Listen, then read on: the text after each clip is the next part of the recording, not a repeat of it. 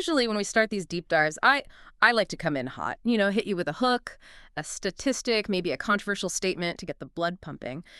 But today feels different. I've been sitting with this material for about 3 days now, and hot isn't the right temperature. Oh, not at all. Hot implies a lecture or like a debate. Yeah. This material, Yeah. it feels more like the embers of a fire around 2 a.m. That is exactly the vibe I was getting. It's that specific time of night when the loud people have gone to bed, the music has stopped, and you're just sitting there, staring at the coals, and that's when the conversation shifts. Yeah. You stop talking about your boss or your mortgage, and you start talking about everything. The humble conversation. That's how I categorize this. We are looking at the very first installment of a project called iWondAIr. And right off the bat, we need to address the elephant in the room, or rather the word on the page. Because I know when I first opened the dossier, I tripped over the name immediately. Oh, me too. My brain just wanted to autocorrect it. I was saying, I wonder AI, or like AI wonder air. It felt clunky. But the documentation is surprisingly rigid about the phonetics. It's not just a brand name, it's an instruction. It is. The guide explicitly states it should be pronounced iWondAIr. Yeah. But, and this is the part that really sets the tone for the next hour, you can't just say it and stop. You can't hit a wall at the end of the word. Right. The note says the final syllable needs to drift. I wonder air. It has to trail off like smoke rising into the atmosphere. It's a really specific direction for a pronunciation guide, which, usually just tells you which syllable to stress. But it makes perfect sense once you understand the philosophy of the project. A hard stop implies an answer. It implies a period. A lingering sound implies an open loop. It implies that the thought isn't finished yet. And that leads us to the central visual metaphor they use, which I actually found really, really helpful for grounding some of the abstract stuff we're going to hit later, the small I and the big W. It's such a simple image, but it does a lot of heavy lifting. You have the lowercase I. That represents the observer. You, me, the listener. It's small, it's singular, and honestly, it's a little bit fragile. And standing right next to it, just dwarfing it, is the big W, the wonder. The wonder. The questions that are too big to fit inside the small I's head. The mysteries of the universe, the nature of consciousness, the origin of time. The philosophy here is that the small I can never fully conquer the big W. We can only stand next to it and point. Which brings us to the topic of this specific deep dive, the primal question. We are trying to figure out why we do that. Why do we stand there and point at the unknown? Why do we ask why? And it sounds like a philosophical question, doesn't it? But as we went through the sources, the biology papers, the evolutionary psychology, the quantum physics, it became clear that this isn't just about philosophy. It's about biology. The sources describe the human need to ask questions as a biological glitch. I love that framing. A glitch. It implies that the system was running perfectly fine and then something went wrong. And that wrongness is us. To understand the glitch, you have to understand the baseline. You have to understand what the software looks like when it's running correctly. And the source material gives us a perfect protagonist for that, the buffalo. The buffalo. I spent a lot of time thinking about this buffalo. Picture it. Standing in a field, the sun is beating down, the grass is green. What is the buffalo doing? It's eating, it's chewing. If it hears a noise, it looks up. If it's nothing, it goes back to chewing. Exactly. The buffalo exists in what the text calls a closed circuit of survival. Its behavior is perfectly mapped to its environment. Input, hunger, output, eat, input, predator, run, input, rain, output, seek shelter. It's a zero-sum game of energy. No wasted movement. It is the answer to its environment. That's the key phrase. The buffalo doesn't have a surplus of curiosity because curiosity is expensive.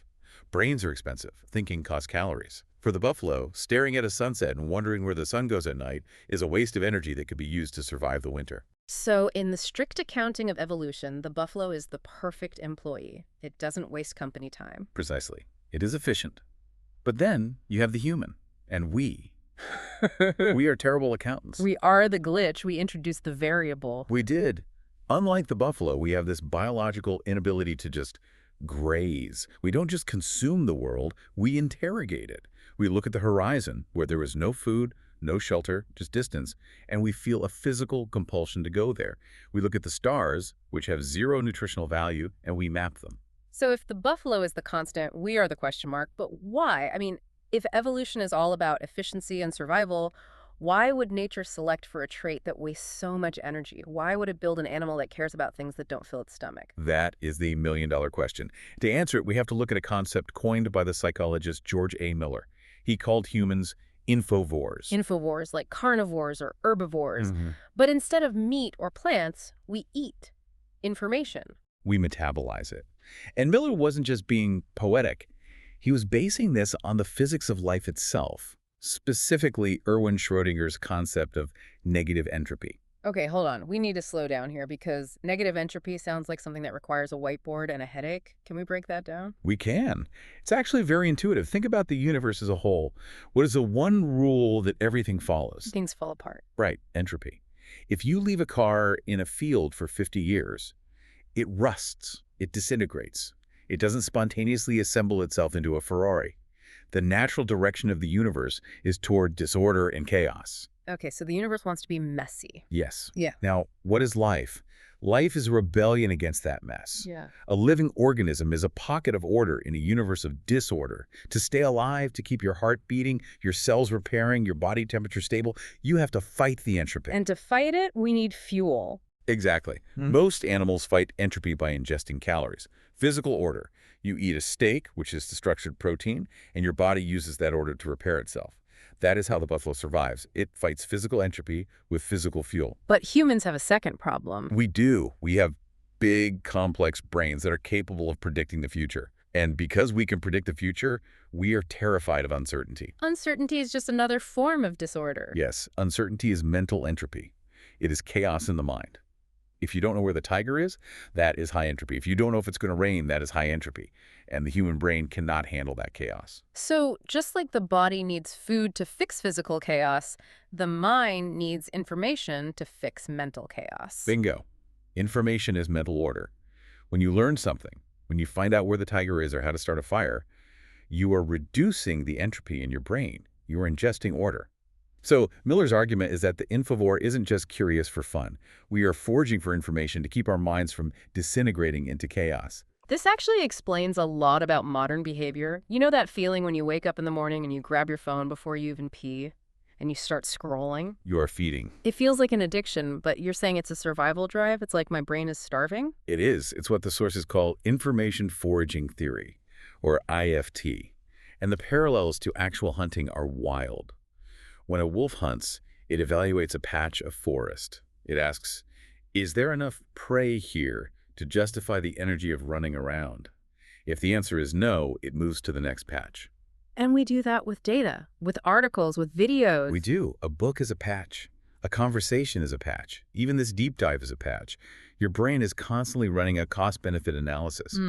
What is the caloric yield of insight here? Am I getting enough aha moments per minute to justify paying attention? Wow. That's why a boring meeting feels physically painful. It's not just boredom, it's starvation. You're exerting effort listening, sitting still, but you're getting zero nutritional information back. Your brain is screaming, move to a new patch, there's no food here. Exactly. It triggers a flight response. Because for an infovore, a lack of information is a threat to survival. It's a predator you can't see. Okay, so we have this general drive to consume information. It's fundamental. But the deep dive goes deeper than just all humans do this. The sources point to a specific genetic variance that cranks this drive up to 11. The Wanderlust Gene. DRD47R. Correct. And I want to be careful here because pop science loves to say, oh, there's a gene for everything, like a gene for liking jazz or a gene for buying expensive shoes. It's rarely that simple. But DRD47R is one of the most studied alleles in genetics. And it's not in everyone, right? No, Yeah. It's present in about 20% of the population. So 1 in 5 people have this specific variant. What does it actually do? Because the text mentions dopamine, but it's not just more dopamine, is it?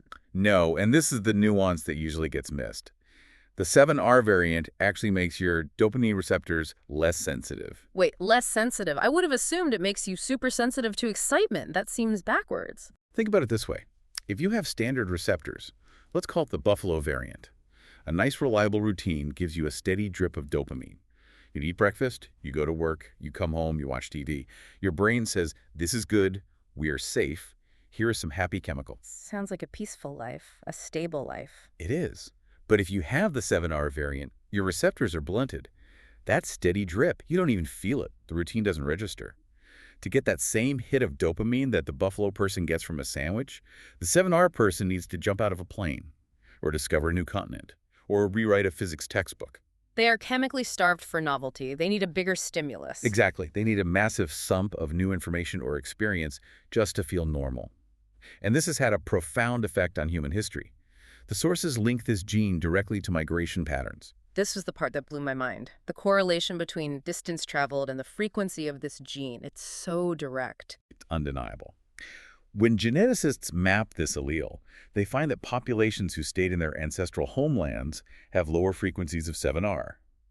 But the populations who walked out of Africa, who crossed the ice bridges into the Americas, who built boats and sailed into the Pacific, the further they went, the more prevalent the gene becomes. Because the people without the gene looked at the ocean and said, that looks dangerous. I'm staying here with the coconuts. It's the logical choice. And the people with the gene looked at the ocean and said, I have no idea what is out there, and the not knowing is hurting me more than the fear of dying. It's the engine of expansion. We covered the globe because 20% of us couldn't sit still. And because they couldn't stop asking questions. And that brings us to the mechanism of how we ask.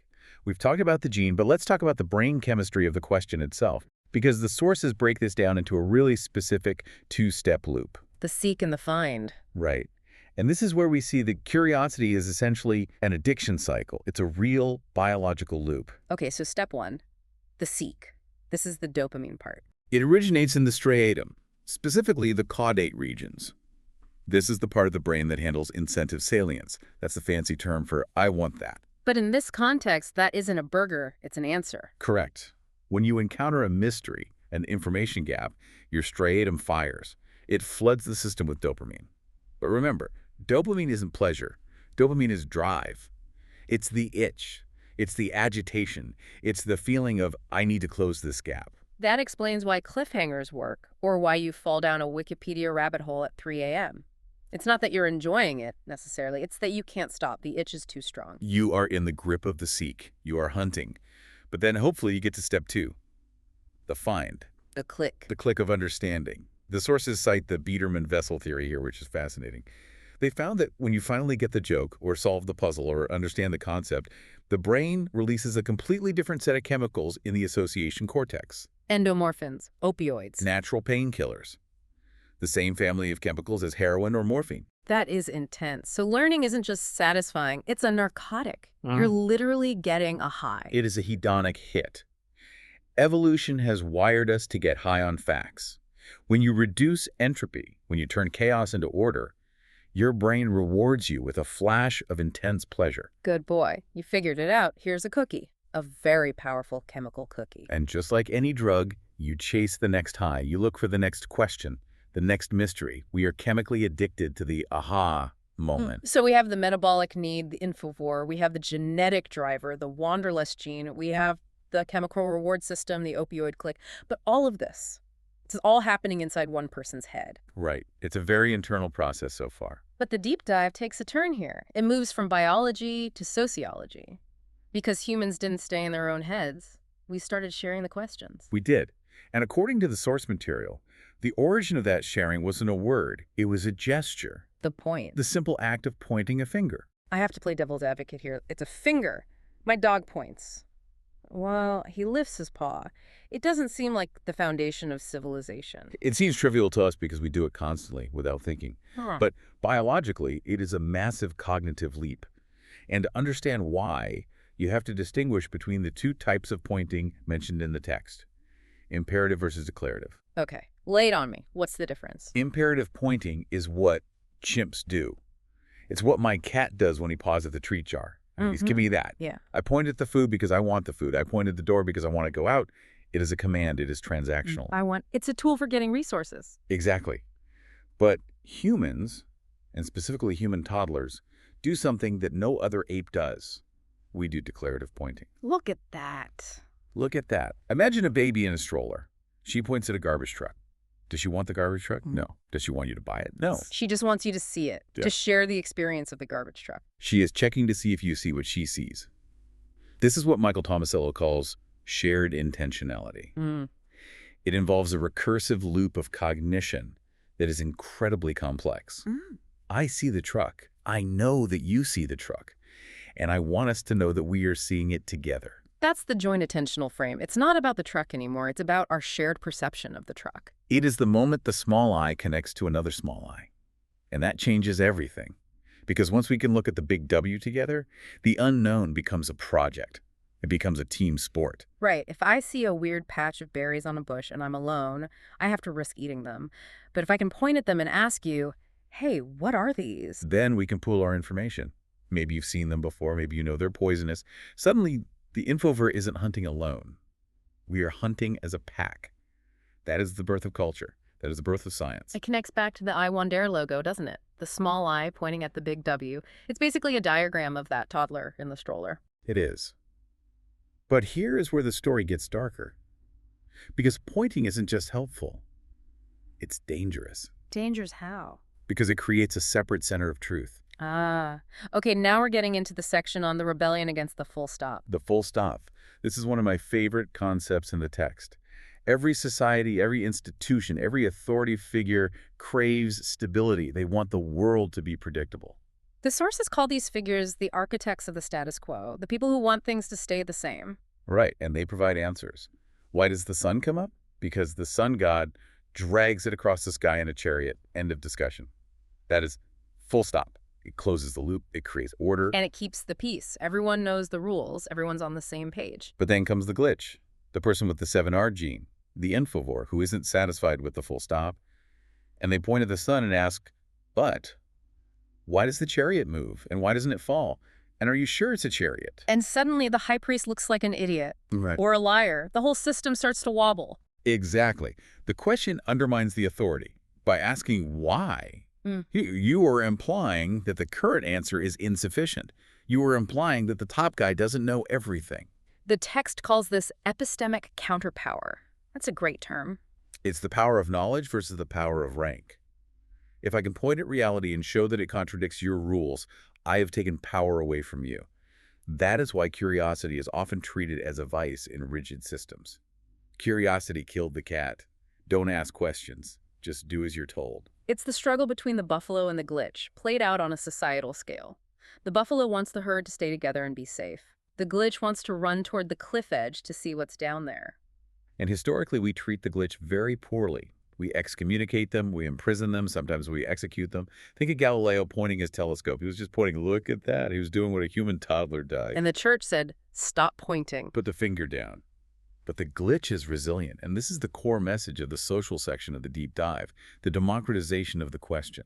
Curiosity doesn't require a license. That's the line. You don't need a PhD to be an Infovore. The capacity to point to, participate in shared intentionality is a birthright. The small I belongs to everyone. So we've traced this arc from the DNA in our cells to the political structures of our societies, which is already a huge journey. But the deep dive doesn't stop there. It goes one level deeper, or maybe higher. It goes to the fabric of reality itself. The quantum mirror. This is the part where I need you to hold my hand a little bit, because we're Definitely. moving from why we ask questions to what questions actually do to the universe. Yeah. And the claim here is bold. It is the Buffalo to Quantum roller coaster. We're going to talk about John Archibald Wheeler. Legendary physicist, worked with Einstein and Bohr. He was in the thick of it. Yes. And he had a theory called it from bit. It from bit. It sounds like computer code, like something out of the Matrix. Is related to information theory. The it is reality, a particle, a force, an atom. The bit is the answer to a yes or no question, information. Okay, I think I'm with you. Wheeler's proposal, and this connects to the participatory universe theory, is that the it doesn't exist until we extract the bit. Meaning the object isn't there until we ask the question. That sounds impossible. Meaning the object isn't defined until we ask the question. Wheeler used a brilliant analogy to explain this, the surprise version of 20 questions. I loved this analogy. It really helped it click for me. Walk us through it. Okay. In a normal game of 20 questions, I think of an object, say a toaster, and you ask questions to guess it. The toaster exists in my head the whole time. Your questions just reveal it. That's the classical universe. The truth is out there waiting to be found, like an archaeologist digging up a fossil. Right. But in a surprise version, I don't pick an object. I go in with a blank mind. Wait, so how do you answer the questions? You're just making it up. I have to answer yes or no to your questions, but my only rule is that I must be consistent with all the previous answers I've given. So if I ask, is it alive? and you say no. You can't later say it's a cat. You're building constraints. Exactly. But if you ask, is it red? And I decide to say yes, I have now narrowed the possibilities. The object is being built bit by your questions. So the object doesn't exist at the start. It is created by the process of asking. It's a collaboration. Precisely. And Wheeler believed this is how quantum mechanics works. A subatomic particle doesn't have a definite position or speed until we measure it. Before the measurement, it exists in a wave function, a mangled maze of probability. It could be anywhere. It's a cloud of maybe, pure potential. It is the big W, the wonder. It is pure potential. But then the small I, the observer, steps in. We ask a question. We perform a measurement. Where are you? And the wave function collapses. A maybe becomes an is. The probability collapses into reality. The it comes from the bit. Okay, I have to push back here because this starts to sound a little bit like magic. It sounds like The Secret. Like if I just think hard enough about a Ferrari, the universe will manifest one. Laughs. And that is the danger of this metaphor. We have to be very precise. The sources, drawing on recent work like Cubism, quantum Bayesianism, clarify that observation doesn't necessarily mean human consciousness thinking happy thoughts. Right. It's not about wishful thinking. In physics, observation means interaction. It means a photon hitting an electron. It means a measurement device clicking. But the philosophical point stands. The universe requires interaction to define itself. So it's not that my mind creates the moon. It's that the moon is only a moon because of the web of interactions it has with the rest of the universe, including us looking at it. Exactly. We are tinsmithing reality. Wheeler used that phrase. We are hammering out the shape of the universe with every question we ask. We are not passive observers sitting in an audience watching a play. We are on stage. We are part of the script. That reframes the whole small I thing. We started by saying the small I is humble. It's tiny compared to the big W. But if Wheeler is right, the small I is necessary. The big W needs the small I. Without the questioner, the answer remains a cloud. Without the observer, the universe is just a ghost town of probability. That is heavy, but it gives a kind of cosmic dignity to that biological glitch. It means our restlessness, that inability to just be a buffalo, has a purpose. A cosmic duty, perhaps. We are the universe's way of knowing itself. The universe is asking questions through us. So if we look at the whole picture, the buffalo, the gene, the finger, the rebel, the quantum mirror, what is the takeaway? Where does this journey leave us? The takeaway is that the primal question isn't a mistake. It's the operating system. It's our core function. We seek, we find, we collapse the wave. We turn chaos into order. That is what we are built to do. And we're just getting started. As the intro said, this is just the first entry in the Library of Wonder. This is episode 1. Season 1. And looking at the roadmap and the sources, we are going to be exercising that 7R gene quite a bit. There's a lot to explore. I have the list right here, the geometry of a secret. Why do hidden things feel physically heavy? Why does keeping a secret increase your cortisol levels and literally weigh on you? That's going to be a fascinating mix of psychology and physics. I'm looking forward to that one. Then there's the immortality of a plastic spoon. The archaeology of the future. The idea that the most disposable object in your life, something you use for 5 minutes, is the one that will outlast your bloodline by millennia. The architecture of home. Sanctuary versus storage. Yeah, why do humans build nests? And why do we fill them with stuff we don't need? What's the difference between a place you live and a place that's home? And then the ghost in the muscle. Why we fight. We have a lot of patches to forage in. We do. And the mission for you, for the listener, is simple. Don't be the buffalo. Need a glitch. Be the glitch. Point at the horizon. Ask the question that upsets the full stop, because the universe is waiting for you to ask it to be real. And on that note, we're going to leave the loop open. Because that's what we do here. No periods. Just the drift. I wonder. I wonder.